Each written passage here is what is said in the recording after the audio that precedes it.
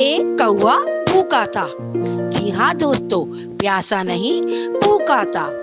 ایک ہلچل مچانے والے شہر کے مضافات میں کالو نام کا ایک کوا رہتا تھا. لیکن اپنے ساتھیوں کے برعکس کالو کوئی عام کوا نہیں تھا. وہ ایک مفکر، حکمت عملی اور خواب دیکھنے والا تھا. خاص طور پر گرم دوپہر کالو نے خود کو ایک ایسی مشکل میں ڈالا اس کی طرح کے بہت سے لوگوں نے کیا تھا. وہ بھوک سے مر رہا تھا. اس کے کھانے کے معمول کے دھبوں کو دوسرے پرندوں نے صاف کر لیا تھا اور اس کا پیٹ بھوک کے ساتھ گڑبڑ کر رہا تھا، جو گہرا اور گہرا ہوتا چلا گیا. اور چڑچڑا بھی ہو رہا تھا. کائیں کائیں کائیں. کالو مایوس ہو کر ایک اونچی شاخ پر بیٹھ گیا. اس کا دماغ دوڑ رہا تھا. اسے کھانے کی ضرورت تھی، لیکن نہ صرف کھانا، وہ کوئی ایسی چٹپٹی چیز چاہتا تھا جس سے اس کی کئی دنوں کی بھوک مٹ جائے، اس کا منہ کا ذائقہ بدل جائے اور وہ مزے سے اڑ سکے. جب اس نے نیچے کا منظر دیکھا تو اس کی گہری نظروں نے ایک گھر دیکھا. برآمدے میں ایک چھوٹی سی لڑکی بیٹھی تھی. اس کے پاس تازہ سنہری بھورے پکوڑوں کی پلیٹ تھی. مہک کالو تک پہنچی. اس کا دل ایک نئی قسم کی بھوک سے دھڑکنے لگا. یہ تو اس کے لیے عید تھی جس کا وہ خواب دیکھ رہا تھا. لیکن ایک مسئلہ تھا. پکوڑے اس لڑکی کے بالکل پاس تھے. جب بھی وہ جھپٹتا تھا وہ اسے اپنے ہاتھ کی چنچل لہر کے ساتھ ہٹا دیتی تھی. کالو نے محسوس کیا کہ وہ یہ جنگ اکیلے نہیں جیت سکتا. اسے ایک حکمت عمل کی ضرورت تھی. ایک ایسا منصوبہ جو نہ صرف لڑکی بلکہ اس کی اپنی حدود کو بھی آگے بڑھا سکے. وہ اپنے گھر کے درخت پر اڑ گیا اور اپنے دوستوں کو اکٹھا کیا. لڑکی کے پاس اگلے دن پکوڑے تھے، لیکن کالو کو خود پر یقین تھا. وہ سب مدد کرنے پر راضی ہو گئے.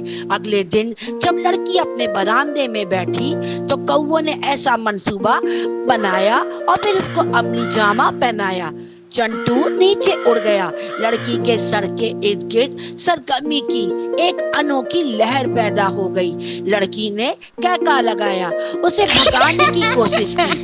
اسی لمحے موٹو چھت پر اترا. اس کی آواز پورے شہر میں گونج رہی تھی. لڑکی کچھ ناراض ہو کر مڑ کے دیکھنے لگی. اسی وقت کالو نے موقع غنیمت جانا.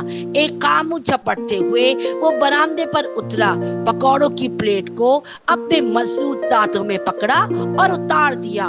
لڑکی نے حیرت زدہ ہو کر پلیٹ آسمان میں بلند ہوتے ہوئے دیکھی. کالو اور اس کے دوست ایک برگد کے درخت میں ایک خفیہ جگہ پر اڑ گئے جہاں انہوں نے اپنی فتح کا جشن منایا.